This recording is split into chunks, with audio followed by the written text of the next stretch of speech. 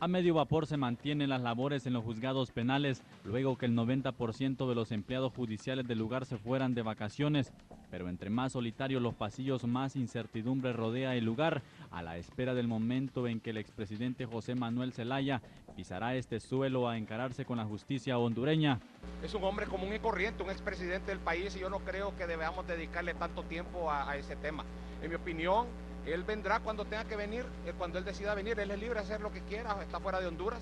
Claro, una vez que venga acá, él tendrá pues que rendir cuentas dentro del marco de la ley. Este martes la prensa hondureña se apersonó al lugar desde horas tempranas de la mañana, ya que este día se contemplaba que Crobin Lanza, Anaín Orellana y Orlando Turcios, los tres defensores legales nombrados por el juez competente para defender al expresidente Zelaya, se apersonarían a los juzgados a presentar un escrito donde solicitaban la suspensión de las órdenes de captura en contra del exmandatario para que éste pudiera presentarse voluntariamente a los tribunales. Dentro del procedimiento, porque el que están siguiendo no está autorizado por el código. Antes de que el imputado comparezca a juicio, solo se le puede nombrar apoderado si hay una prueba anticipada. De lo contrario, no hay otro momento procesal.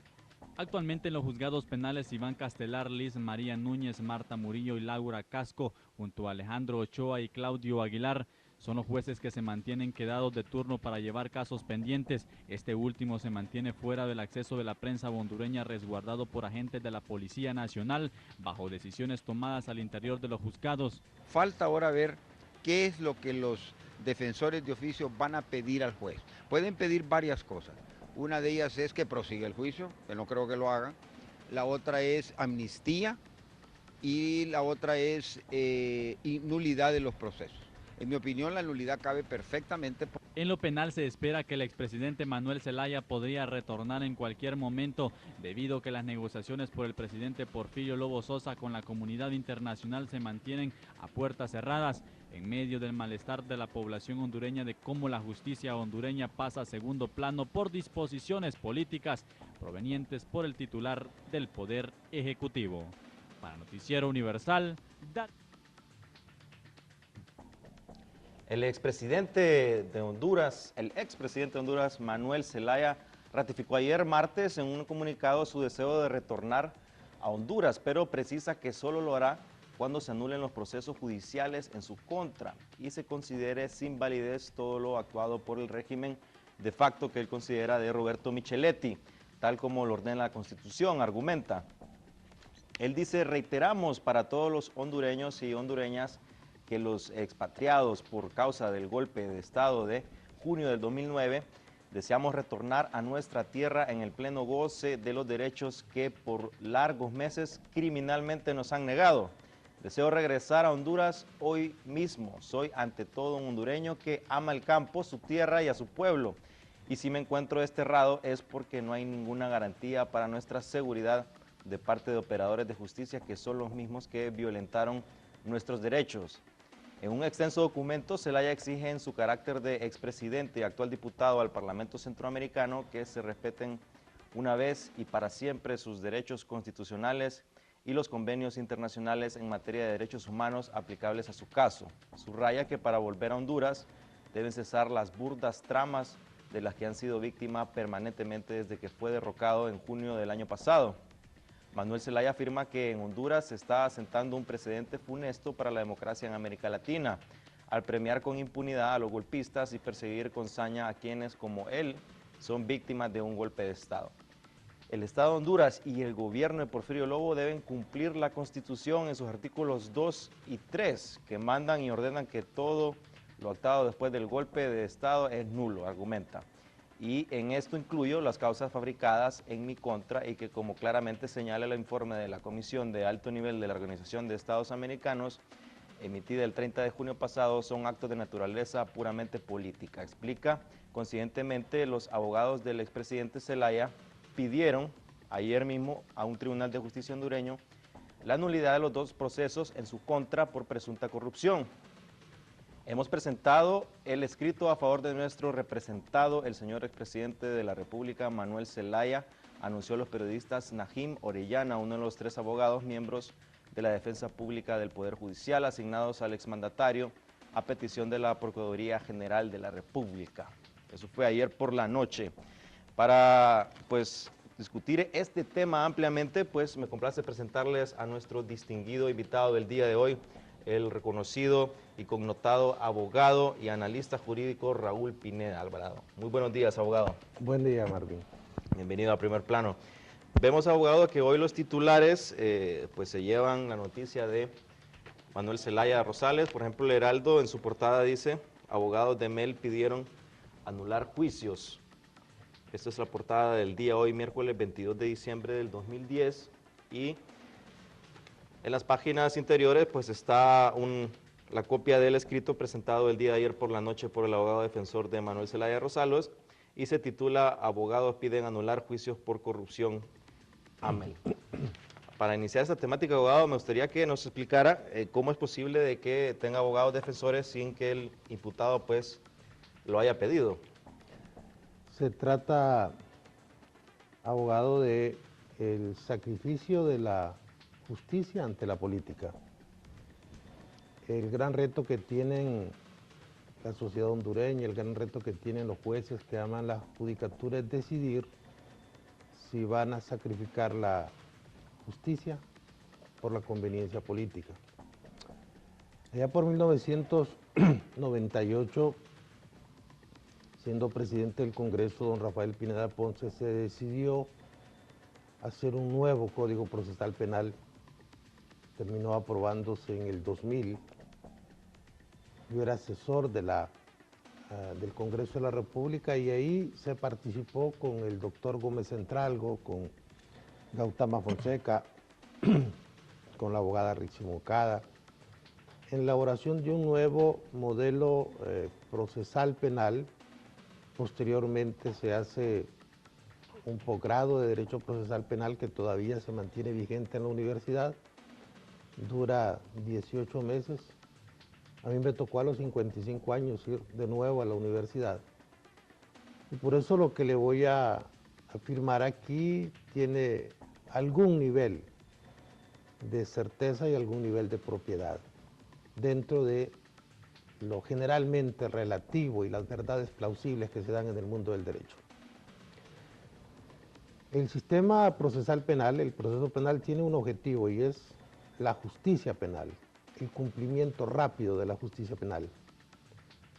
No es necesariamente el garantismo a ultranza que deriva en la protección de los derechos del imputado, no. Ese es un objetivo importante, pero lo más importante es el cumplimiento de la justicia penal. Y parte de dos principios básicos. Uno es la equidad, es decir, la igualdad de armas, y el otro es la buena fe.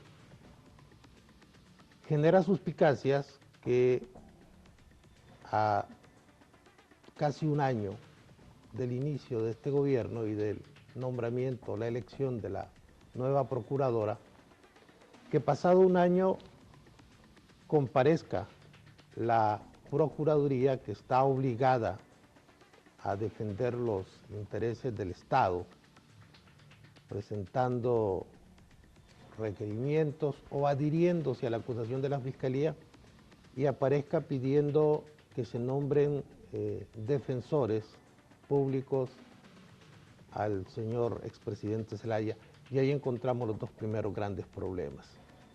Primero, en Honduras no existe la defensa en ausencia. Eso es fundamental. Segundo, usted no puede nombrar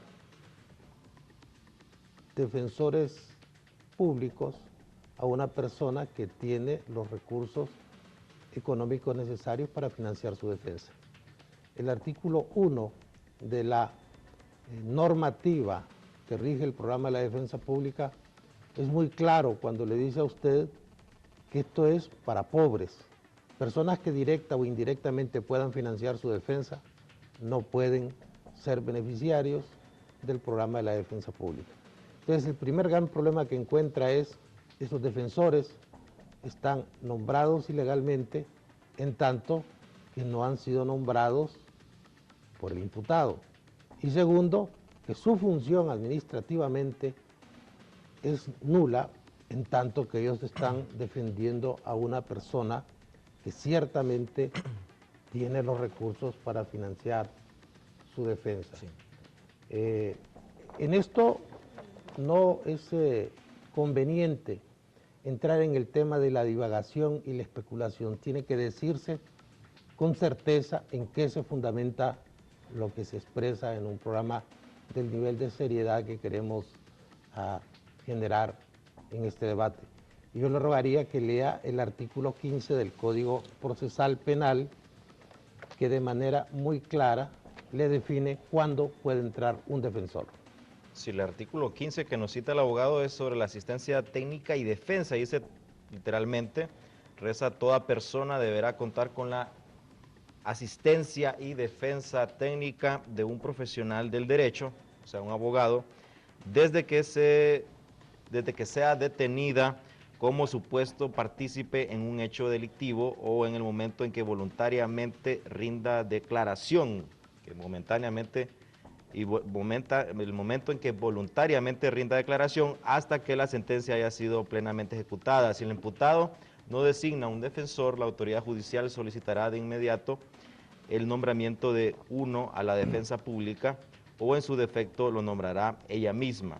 Este derecho es irrenunciable, su violación producirá la nulidad absoluta de los actos que se produzcan sin la participación del defensor o del imputado. Entonces vemos, abogado, que claramente Claro. solo son dos situaciones, que el imputado pues tiene derecho a un abogado, eso es innegable, tiene derecho a un abogado que él puede designar. En caso de que no pueda designarlo y no tenga los recursos económicos, entonces se le da una defensa pública.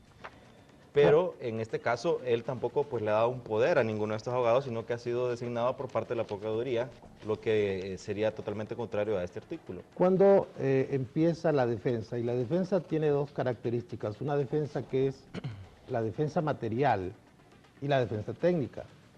La defensa material es la que hace el propio sospechoso, el propio imputado, cuando le dice, mire, yo no quiero declarar, o cuando en su declaración presenta la coartada, presenta su versión de los hechos que abone la tesis de su inocencia, y el otro es cuando está detenido. El artículo 15 del Código Procesal es muy claro en decir, la defensa empieza cuando usted está detenido o cuando se presenta voluntariamente, y usa la palabra deberá. La solicitud de nulidad de los defensores públicos dice que al señor Zelaya no se le respetó el debido proceso porque se efectuaron actuaciones donde no se le respetó su derecho a la defensa, el debido proceso, su derecho a la audiencia. Y en esto también están totalmente equivocados, puesto que lo que se está dando en este momento es un estiramiento malicioso para tratar de sacrificar justicia a política. Entonces, en el juicio, el defensor del imputado tiene la obligación de estar presente en los actos de prueba, él o junto al imputado. Pero estamos hablando cuando ya se judicializó la acción. En otras instancias del proceso investigativo aplica otra cosa que está en el artículo 276, que le ruego, licenciado, tenga la bondad de leerlo. Sí, artículo 276 del Código Procesal dice: la presentación voluntaria para ser investigado.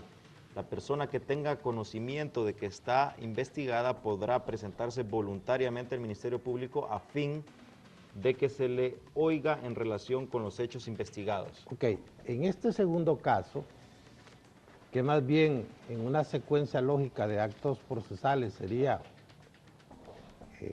el primer paso, si alguien tiene noticia de que se le está investigando por parte del Ministerio Público o de que se están haciendo investigaciones en otras instancias administrativas como el Tribunal Superior de Cuentas, podrá, dice la ley. Recordemos que en el artículo 15 dice deberá, Sí. Ahí hay un mandato imperativo. En el 276 dice podrá, es decir, si él tiene noticia de que está haciendo investigación, puede ir a ejercer